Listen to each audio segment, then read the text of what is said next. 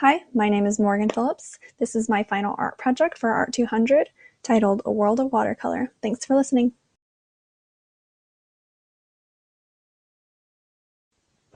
The roots of watercolor, also known as frescoes, really began in the Paleolithic ages, when the walls of caves were painted with mixtures of ochre, charcoal, and other natural pigments. Egyptians created art forms, typically on tombs and the pulp of the papyrus plant. In Asia, watercolor began to develop in 4000 BC in the form of traditional Chinese artwork. Both of the pieces shown are recovered works. The first is an Egyptian depiction of a ritual they referred to as the weighing of the heart, recovered from the papyrus of Ani, circa 1275 BC. The second piece is from a cave temple in Sigiriya, Sri Lanka, Asia, where a number of the original cave paintings are still preserved despite being over 1600 years old.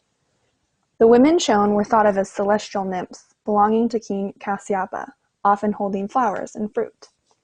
You can clearly see the difference in pigments than what we're used to seeing today in watercolor.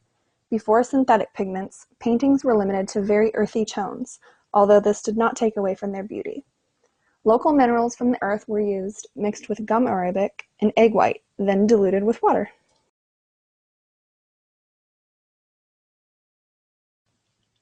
When it comes to the style of more modern watercolor, one man really paved the way for the rest, and he has even been referred to as the first modern master of watercolor. Albrecht Dürer was a German artist from the Renaissance period who had exceptionally mastered landscape and natural watercolor. His piece, The Wing of a Roller, shown on the left, was painted on what is known as vellum, which is essentially skin from a young calf. Dürer chose to use local colors that existed naturally in the objects he painted, drawing distinctly from nature. Dürer was a master of the wash technique, which involved layering transparent washes or brush strokes. This enabled the artist to create dynamic depths within the piece. One of the most arguably famous and intricate works of watercolor are Michelangelo's creations on the walls and ceiling of the Sistine Chapel.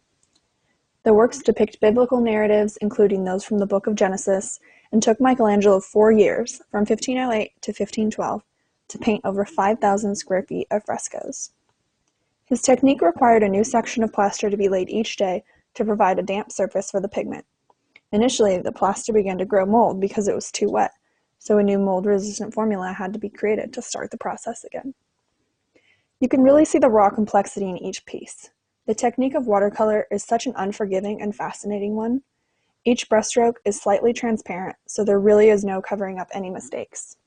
For this reason, being a watercolor artist is a truly impressive skill. You must be both diligent in your strokes, but also understand the unpredictable, unexpected nature of the medium.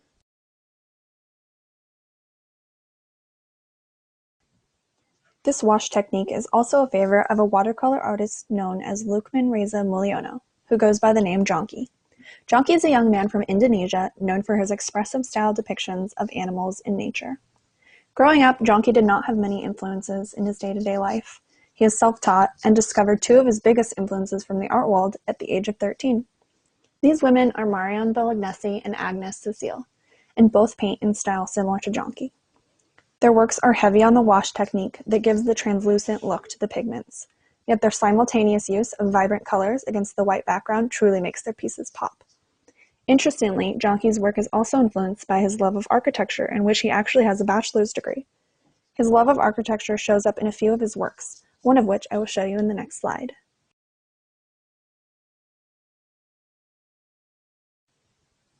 This is probably one of my favorite works from Jonki. In this piece, called The Book of Life, a young boy is seen reading to an elephant in front of the Taj Mahal in India.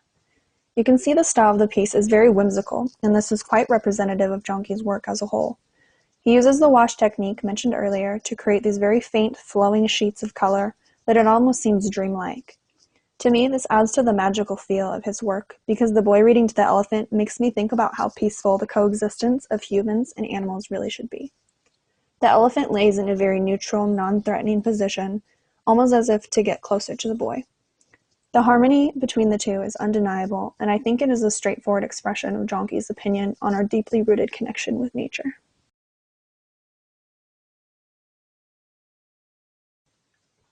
Here we have a piece titled Only You. This is probably one of Jonki's more well-known pieces. It is very vibrant and still dreamlike, but in a more lucid type of way. This piece brings so many aspects of spirituality to light for me. The fox on the right is kissing the smaller fox, while the rest of its body is almost dissipating into the air and flowing into two winged fox figures behind it. To me, this is representative of the inevitable death we must all face. It's as if this is their last goodbye before their paths go separate ways. It is beautiful but bittersweet. I imagine the fox on the left is a young fox due to its smaller size, which makes me think perhaps the other three foxes are its family who have been killed. I think what makes this photo so powerful, at least for me, is visualizing the young fox all alone once the others are gone. Watercolor, such as with any medium, can be used to express so many different things, from religion to social issues or even just pure passion. The thing I love most about Junkie's style that originally drew me to his work was the contradiction in it. The inevitable death or the fact that the Book of Life with the boy and the elephant really make you aware of how drastically different from reality the situation depicted is. These things are so dark, yet he paints them in dreamlike fashion, either in bright colors or in style. He grabs your attention with the image, but really, once you think about the meaning underneath, it isn't always so exciting as it was at first glance. I think art is incredibly powerful this way because sometimes beauty really is only skin or canvas deep.